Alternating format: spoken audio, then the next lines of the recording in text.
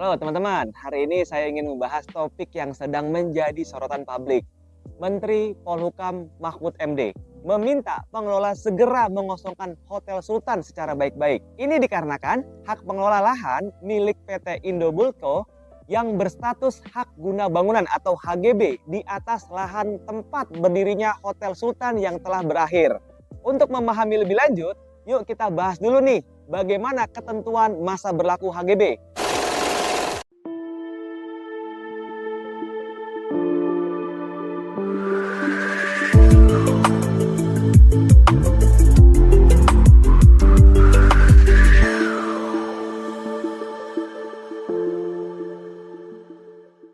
Sebelum saya menjelaskan ke teman-teman bagaimana kasus ini berjalan, saya akan jelaskan bagaimana ketentuan HGB.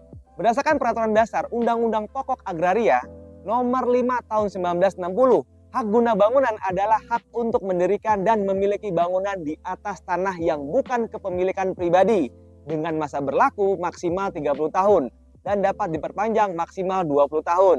Di samping itu, sesuai dengan Peraturan Pemerintah Nomor 18 Tahun 2021 mengenai hak pengelolaan, hak atas tanah, satuan rumah susun, dan pendaftaran tanah HGB di atas tanah milik, diberikan untuk periode maksimal 30 tahun dan dapat diperbaharui dengan akte pemberian HGB di atas hak milik.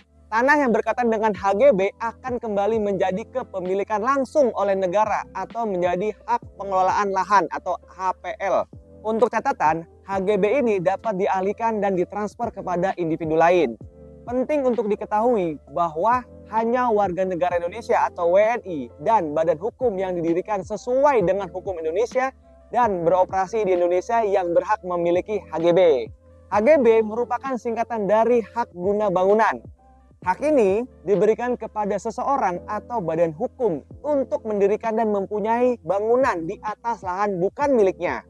Hak miliknya atas bangunan saja, sementara hak atas tanahnya tetap menjadi milik negara atau orang lain karena hak yang diberikan hanya sebatas bangunan saja. Sertifikat HGB memiliki masa berlaku selama 30 tahun dan dapat diperpanjang untuk masa 20 tahun. Biasanya lahan HGB ini dimanfaatkan developer untuk membangun perumahan, hotel maupun apartemen, bukan untuk rumah perorangan. Namun untuk perumahan yang berstatus HGB, pemiliknya dapat mengkonversi status hak tersebut menjadi hak milik. Sebaliknya, SHM mewakili sertifikat yang memberikan hak sepenuhnya kepada pemegangnya terhadap tanah atau lahan yang dimilikinya. Sertifikat ini menjadi jaminan bahwa pemilik tanah akan terhindar dari masalah hukum atau konflik kepemilikan. Ini disebabkan karena pihak lain tidak dapat ikut campur dalam kepemilikan tanah atau lahan tersebut. Dalam pasal 20 Undang-Undang Pokok Agraria Nomor 5 Tahun 1960 dijelaskan bahwa hak milik atas tanah adalah hak yang paling kuat dan lengkap yang bisa dimiliki seseorang atas tanah.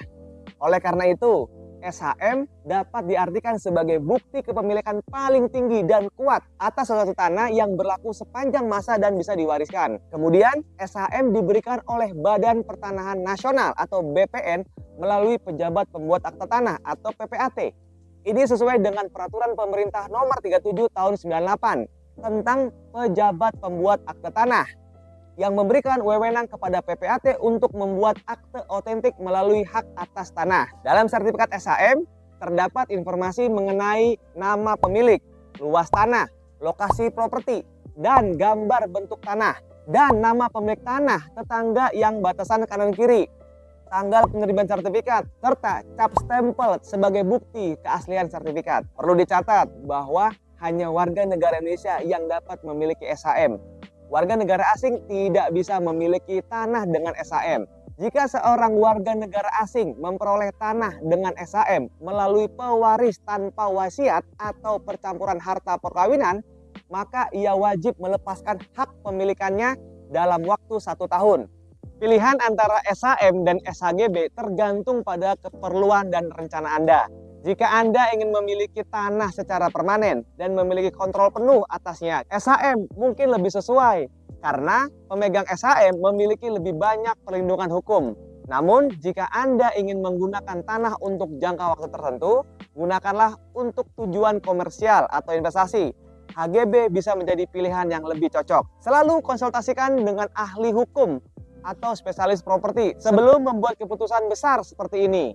Ahli hukum atau spesialis properti dapat membantu Anda memahami kelebihan dan kekurangan masing-masing hak atas tanah tersebut dan memberikan saran yang sesuai dengan kebutuhan rencana Anda. Sampai sini dulu pembahasan kita tentang masa berlaku SHGB. Semoga video ini bermanfaat dan jangan lupa bantu share ke teman-temannya. Semoga bermanfaat. Saya Dimas Ananto mengucapkan salam mantap.